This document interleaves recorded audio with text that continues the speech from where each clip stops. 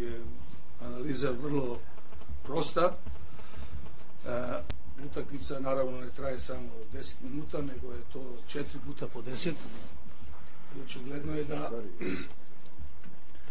da je to što smo mi pokazali u prvom poluvremenu, to je bilo, rekao bih, dosta dobro i iz toga se i proizveo nekakav i bolja realizacija u napadu. Odlučujuće po meni je bilo treća četvrtina u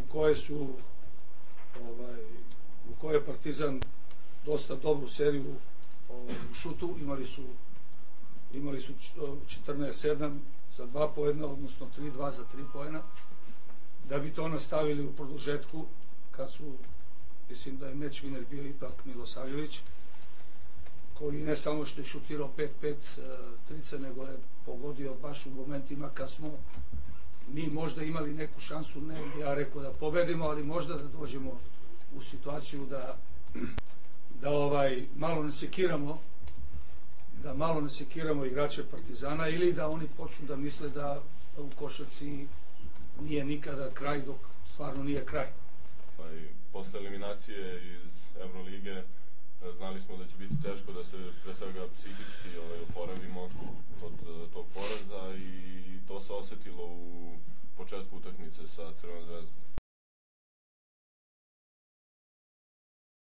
Verovatno će upravni odbor da rešenje. Naravno da će me podržati kad sam ja njega podržao i kad radimo u interesu Partizana i kad smo djeca Partizana, tako što se tiče i njega i Rašovića i svi ostali koji radi u sportskom sektoru. Ništa novo. Biće, to će biti. Znam da mi je čista savjest i da drago mi je da sam večeras ovdje došao i da mogu čistog obraza da svima pogledam u lice. Sigurno da mi znači podrška, to mi je znak da sam i kao igrač, a evo kao funkcioner da sam radio čisto i pošteno. Na ostalima je da reaguju i da odlučuju da rade što dalje.